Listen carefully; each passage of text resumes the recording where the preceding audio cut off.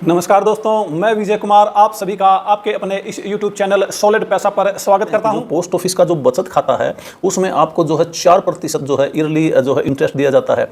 जो देश के जो सरकारी और प्राइवेट बैंक हैं उनमें से काफ़ी बैंकों में जो है केवल 2% से लेकर के 2.5% और मैक्सिमम 3% ब्याज ही आपको बचत बैंक खातों के अंदर जो है देखने को मिलता है। लेकिन पोस्ट ऑफिस का जो बचत बैंक खाता है उसमें आपको जो है 4% ईयरली कंपाउंड इंटरेस्ट दिया जाता है, जो कि काफ़ी अच्छा है। यहाँ पर हम देखें कि इसकी मिनिमम और जो मिनिमम आप कितने रुपए से खाता खोल सकते हैं, तो यहाँ पर हम देख पा रहे हैं कि मिनिमम केवल 500 रुपये से ही हम यहाँ पर खाता खोल सकते हैं। आपको पोस्ट ऑफिस का जो बचत बैंक खाता खोलना है तो उसके लिए जो है आप पोस्ट ऑफिस में जाते हैं तो केवल 500 रुपये से ही आपका खाता खुल जाता है, और जो आपका मिनिमम बैलेंस आपको इस खाते में रखना होता है वह 500 रुपये ही है। तो इसके बाद हम देख लेते हैं कि इसकी जो एलिजिबिलिटी है कि कौन कौन पोस्ट ऑफिस के बचत बैंक खाते में जो है खाता अपना अकाउंट खोल सकता है।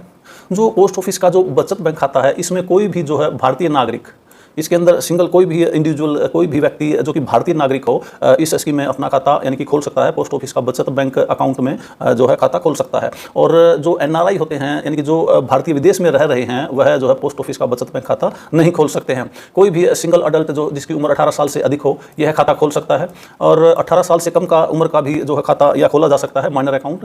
तो ये जो अकाउंट होते हैं यह ज्वाइंट अकाउंट भी खोल सकते हैं आप किसी के साथ मिलकर के। आप मैक्सिमम 3 लोगों के साथ मिलकर के ज्वाइंट अकाउंट खोल सकते हैं। 2 व्यक्ति या फिर मैक्सिमम 3 व्यक्ति जो है एक ज्वाइंट अकाउंट भी खोल सकते हैं। और ये जो ज्वाइंट अकाउंट होते हैं ये भी 2 तरह के होते हैं, एक तो ज्वाइंट ए टाइप और एक होता है ज्वाइंट बी टाइप।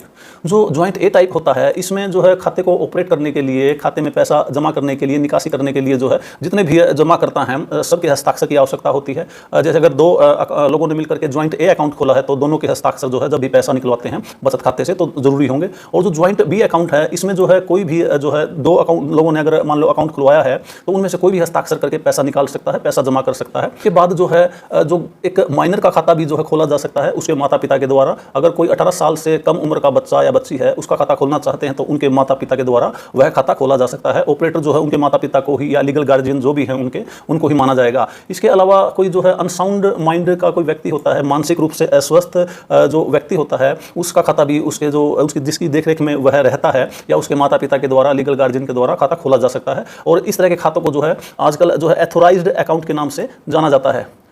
इसके अलावा जो है कोई भी बच्चा जिसकी उम्र 10 साल हो चुकी है वह भी इस स्कीम में खाता खोल सकता है और खुद से जो है उस खाते को ऑपरेट कर सकता है।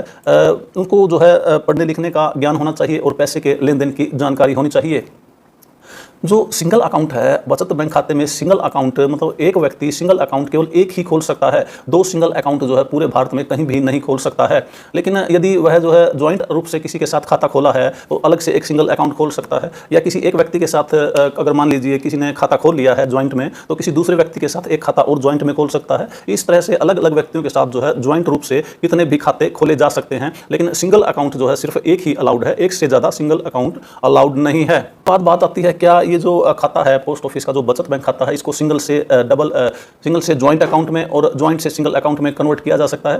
तो कुछ समय पहले तक तो यह सुविधा उपलब्ध थी, लेकिन नए नियमों के हिसाब से यदि कोई सिंगल अकाउंट है तो उसको जो है ज्वाइंट अकाउंट में कन्वर्ट नहीं किया जा सकता, और यदि कोई ज्वाइंट अकाउंट है तो उसको सिंगल अकाउंट में कन्वर्ट नहीं किया जा सकता जब तक कि किसी मान लीजिए ज्वाइंट अकाउंट है, अगर किसी एक जो खाता धारक की मृत्यु हो जाती है तो ऑटोमेटिक सिंगल में कन्वर्ट हो जाता है। लेकिन अगर दोनों अकाउंट होल्डर सही सलामत हैं और अपनी इच्छा से सिंगल करवाना चाहते हैं अकाउंट को तो वह जो है नियम के हिसाब से नहीं होगा। और न ही अगर कोई सिंगल अकाउंट है उसमें कुछ जो है एक अन्य अकाउंट होल्डर को ऐड करना चाहते हैं तो वह भी अलाउड नहीं है। डेथ केस में यदि ज्वाइंट अकाउंट होल्डर हैं तो जो भी व्यक्ति जो है सर्वाइवल है, जो जिंदा बच जाता है, एक व्यक्ति की मृत्यु होने के बाद 2 व्यक्तियों ने अगर ज्वाइंट अकाउंट खुलवा रखा है, अगर एक की मृत्यु हो जाती है जो सर्वाइवल है, जो व्यक्ति बच जाता है वही जो है उस अकाउंट का मालिक माना जाएगा, अकाउंट होल्डर माना जाएगा। अगर ज्वाइंट अकाउंट वही जो पहले बताया ज्वाइंट अकाउंट ऑलरेडी है और उसमें से एक अकाउंट होल्डर की जो मृत्यु हो जाती है तो ऑटोमेटिक जो है अकाउंट सिंगल हो जाता है। लेकिन उस व्यक्ति का जो सर्वाइव व्यक्ति है, जो उसका जो है जीवित व्यक्ति है, अगर उसका कोई और सिंगल अकाउंट है बचत बैंक खाते में तो उसको जो वह खाता बंद करवाना होगा, उस खाते को आगे वह नहीं चला सकता। और यदि किसी माइनर का खाता अगर खुलवाया है, जो बचत बैंक खाता है, और वह 18 साल का हो जाता है, तो उसको जो है एक नया अकाउंट ओपनिंग फॉर्म भर के जो है देना होगा, और एक फ्रेश जो है KYC डॉक्यूमेंट्स उसको देने होंगे, यानी कि आधार कार्ड और पैन कार्ड। और इसमें जो है माइनर अकाउंट को फिर जो है अडल्ट अकाउंट में कन्वर्ट कर दिया जाता है। उसके बाद अब बात करते हैं जो बचत बैंक खाता है उसमें डिपॉजिट और विड्रॉल के जो है क्या नियम है। तो आइए देखते हैं। जो डिपॉजिट और विड्रॉल हम जो है बचत बैंक खाते में करते हैं, पोस्ट ऑफिस के बचत बैंक खाते में, तो वह जो है एक राउंडेड जो है रुपए में राउंड फिगर में होना चाहिए। पैसे का जो है पैसे में इसमें न ही तो डिपॉजिट होता है और न ही इसमें विड्रॉल होती है। इसमें जो पहले जैसे बात किया कि इसकी जो मिनिमम डिपॉजिट जो अमाउंट है, जो इसमें आप खाता खोलते वक्त शुरू में जो पैसा जमा करते हैं, मिनिमम 500 रुपये है। और उसके बाद आप जो है 10 रुपये के मल्टीपल में जो है आप 10 रुपये से कम इसमें जमा नहीं कर सकते, और 10 रुपये के मल्टीपल में आप कितना भी पैसा बचत बैंक खाते में जमा कर सकते हैं। बात करें विड्रॉल की, तो इसमें जो कम से कम आप एक बार में अगर मिनिमम चाहे तो 50 रुपये तक विड्रॉल कर सकते हैं, और मैक्सिमम की कोई लिमिट नहीं है। इसी तरह से मैक्सिमम डिपॉजिट की भी जो है बचत बैंक खाते में कोई भी लिमिट नहीं है। आप इसमें लाख, 2 लाख, 10 लाख, 20 लाख, करोड़ जितना चाहे पैसा जमा कर सकते हैं। कुछ समय पहले तक जो है इसकी लिमिट पहले 1 लाख रुपये थी, उसके बाद बढ़ा करके 2 लाख रुपये कर दी गई, लेकिन अब इसमें जो है डिपॉजिट की कोई भी लिमिट नहीं है। लेकिन 10 लाख से ज़्यादा अगर आप पैसा जमा कराते हैं, 10 लाख रुपये से अधिक, तो आपको सोर्स ऑफ इनकम जो है डिक्लेयर करना होगा, बताना होगा।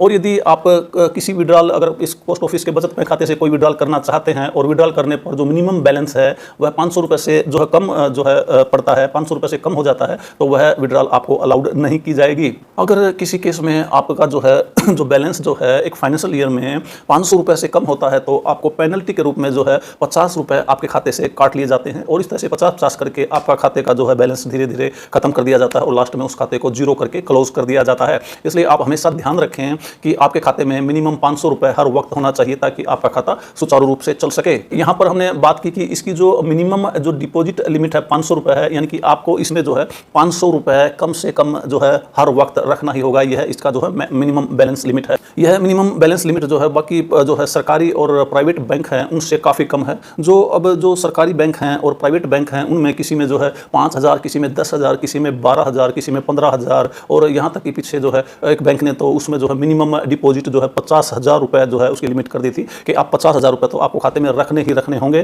तो इसको हम जो है आपको जो है यहाँ पर वेबसाइट पर ले चलते हैं, जिसमें दिखाते हैं। यहाँ पर देखिए, इस तरह से आपने यहाँ पर देख सकते हैं कि ICICI बैंक जो है इसने अगस्त महीने में जो मिनिमम जो बैलेंस है इसको 50,000 रुपये जो है कर दिया था, लेकिन बाद में जब इसकी आलोचना की गई तो इसने जो है आलोचना के बाद इसको घटा करके 15,000 रुपये जो है इसका मिनिमम बैलेंस कर दिया। बाकी बैंक देखिए, आप एक्सिस बैंक का अगर हम देखते हैं तो एक्सिस बैंक का भी जो मिनिमम बैलेंस है 12,000 रुपये है। आप देख सकते हैं कि 12,000 इसमें कम से कम आपको जो अगर बचत बैंक खाता इसमें जो है एक्सिस बैंक में खुलवाते हैं तो आपको रखना होगा। और इस तरह से कोटक महिंद्रा बैंक में भी यदि आप बचत बैंक खाता खुलवाते हैं तो वहां भी आपको मिनिमम 10,000 रुपये बैलेंस रखना होगा। और इस तरह से आप HDFC जो है बैंक में अपना अकाउंट खुलवाते हैं, जो कि एक बहुत ही सबसे बड़ा प्राइवेट बैंक है, इसमें भी आपको जो है 10,000 रुपये कम से कम जो है मिनिमम बैलेंस आपको यहाँ पर रखना होगा।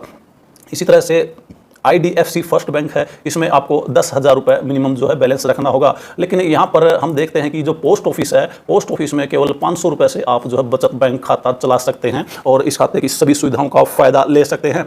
और पोस्ट ऑफिस में जो बचत बैंक खाता है, क्योंकि पोस्ट ऑफिस जो है भारत सरकार के अंतर्गत आते हैं, तो इसमें आप पोस्ट ऑफिस के बचत बैंक खाते में जितना भी पैसा जमा करते हैं उसकी 100% गारंटी भारत सरकार की होती है। भारत सरकार की गारंटी यानी कि आपका पैसा 100% सुरक्षित है, आपके पैसे की 100% गारंटी है, 100% इंश्योरेंस है। जबकि आप किसी भी बैंक में, प्राइवेट हो चाहे सरकारी हो, उसमें अपना पैसा जमा कराते हैं, क्योंकि ये जो बैंक्स हैं सभी RBI reserve bank of India के अंतर्गत आते हैं, तो इनमें आपके जमा पैसों पर टोटल जो है 5 लाख रुपए तक ही इंश्योरेंस होता है। भगवान ना करे यदि किसी बैंक को कुछ हो जाए, कोई बैंक बैंकरप्ट हो जाए, दिवालिया हो जाए, या फिर उसमें कुछ घाटा हो जाए, या कोई बैंक बंद हो जाए, यदि आपका उसमें कुछ पैसा जमा है, चाहे आपका कितना भी पैसा जमा है, केवल 5 लाख रुपए का ही इंश्योरेंस है, और वो भी काफ़ी चक्कर काटने के बाद, काफ़ी फॉर्मलिटी कागजी कार्रवाई करने के बाद वो पैसा जो है मिलता है। लेकिन जो पोस्ट ऑफिस है यह भारत सरकार के अंतर्गत होने के कारण इसमें आपका पैसा, चाहे आपका 10 लाख, 20 लाख, 50 लाख, जितना भी पैसा है उसका एक तरह से 100% इंश्योरेंस आप समझिए, और आपका पूरा का पूरा पैसा सुरक्षित है। तो आइए अब चलते हैं नेक्स्ट पोर्शन में। अब बात कर लेते हैं जो बचत खाता है इसमें नॉमिनेशन फैसिलिटी के बारे में। जो हर अकाउंट, जो सिंगल अकाउंट हो या ज्वाइंट अकाउंट हो, इसमें जो है नॉमिनेशन को जो है अनिवार्य कर दिया गया है। आपको हर अकाउंट में जो है सरकार का जो नया नियम है, आपको नॉमिनेशन अवश्य ही करवाना होगा। आप कम से कम एक व्यक्ति को नॉमिनी बना सकते हैं और मैक्सिमम जो है 4 व्यक्तियों को नॉमिनी बना सकते हैं। आप जब भी बचत बैंक खाता खुलवाते हैं तो आपको फॉर्म 10 में जो है आपको नॉमिनी का जो एक या जितने भी आप नॉमिनी आप खुलवाना चाहते हैं उन सभी का जो है आपको नाम देना होगा और उनकी इन्फॉर्मेशन देनी होगी। आप हर एक नॉमिनी का जो है परसेंटेज भी इसमें जो है निर्धारित कर सकते हैं कि कौन से नॉमिनी को कौन से जो है नामांकित व्यक्ति को कितने प्रतिशत पैसा मिलना चाहिए। आप जो है इसमें यह भी तय कर सकते हैं, यह भी पहले से डिक्लेयर कर सकते हैं कि जो नॉमिनी को जो पैसा मिलेगा वह ओनरशिप के रूप में, यानी कि वह उस पैसे का स्वामी होगा, या फिर वह एक ट्रस्टी के रूप में काम करेगा, जो उसका असली जो व्यक्ति का जो अकाउंट होल्डर है उसका लीगल हेयर है उसके लिए ट्रस्टी का काम करेगा, या वह पैसा उसका खुद का होगा। तो अब देखते हैं इसकी जो इंटरेस्ट जो है, इसकी जो पैसा जमा करते हैं इंटरेस्ट कैसे जो है बचत बैंक खाते पर लगता है। तो इंटरेस्ट जो है आपका जो 10 तारीख तक जो भी आप पैसा जमा करते हैं, महीने की 10 तारीख से पहले वह उस महीने का ब्याज उस पर ऐड हो जाता है। और यदि आपका बैलेंस जो है किसी महीने की 10 तारीख और आखिरी तारीख के बीच में जो है 500 रुपये से कम है तो उस महीने का ब्याज आपको नहीं मिलता है। जो ब्याज जो है मिनिस्ट्री ऑफ फाइनेंस हर 3 महीने के बाद जो है नई ब्याज दरें पोस्ट ऑफिस की जो है घोषित करती हैं, उसी के हिसाब से जो है टाइम टू टाइम आपके खाते में ब्याज ऐड होता रहता है।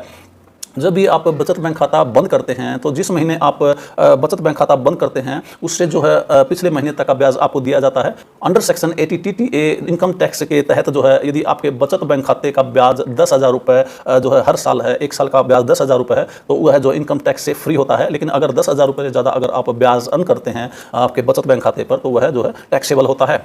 और अब देखते हैं कि यदि आपने खाता खुलवा लिया बचत बैंक खाता और आपने उसमें कुछ समय पैसा जमा नहीं कराया तो आपको क्या जो है नुकसान हो सकता है, आपको क्या क्या सावधानी बरतनी चाहिए। यदि आप जो है खाता खुलवा लिया है और आपने जो है 3 फाइनेंशियल ईयर लगातार 3 साल तक ना ही तो उसमें कोई पैसा जमा किया है न ही पैसे की निकासी की है, तो इस तरह से आपका खाता जो है साइलेंट हो जाता है, निष्क्रिय हो जाता है। लेकिन आपको घबराने की बिल्कुल भी जरूरत नहीं है। आप जो है एक एप्लीकेशन देकर के पोस्ट ऑफिस में और अपने KYC अपडेट करके जो है यानी कि आपका आधार कार्ड और पैन कार्ड की सेल्फ अटेस्टेड कॉपी दोबारा दे करके उस खाते को बिना किसी चार्ज के फ्री में दोबारा से चालू करा सकते हैं और सारी फैसिलिटियों का फ़ायदा ले सकते हैं। और आइए अब देखते हैं कि आपको पोस्ट ऑफिस का जो बचत बैंक खाता है इसमें जो है क्या क्या फैसिलिटी मिलती हैं बैंकों की तरह। जो पोस्ट ऑफिस का बचत बैंक खाता है इसमें आपको बैंकों की तरह काफ़ी अच्छी फैसिलिटी मिलती हैं। जो फैसिलिटी आपको बैंकों में, प्राइवेट और सरकारी बैंकों में मिलती है वह सारी फैसिलिटी आपको यहाँ देखने को मिलती है।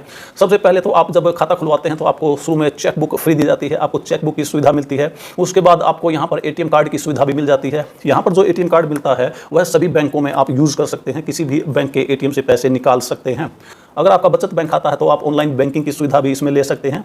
ऑनलाइन बैंकिंग की सुविधा लेने के बाद आप जो है पैसा कहीं भी भेज सकते हैं, कहीं से भी पैसा मंगवा सकते हैं। आप इसमें NEFT और RTGS कर सकते हैं, फंड ट्रांसफ़र कर सकते हैं। आप अपने बचत बैंक खाते में जो है SSA अकाउंट में कर सकते हैं, आप PPF अकाउंट में कर सकते हैं, RD अकाउंट में। और आप इसमें जो है अगर आपका बचत बैंक खाते में आपने ऑनलाइन जो है सुविधा ले रखी है, बैंकिंग सुविधा ले रखी है, तो आप अपना कोई भी नया खाता जो है यहाँ से फंडिंग करके खोल सकते हैं। और आपका कोई खाता है तो आपको उसको ऑनलाइन भी बंद कर सकते हैं और आप अपना पैसा बचत खाते में ऑनलाइन ही जमा कर सकते हैं। इससे जो है आपको पोस्ट ऑफिस जाने के झंझट से छुटकारा मिल जाएगा। आप घर बैठे बैठे ही यह कार्य कर सकते हैं।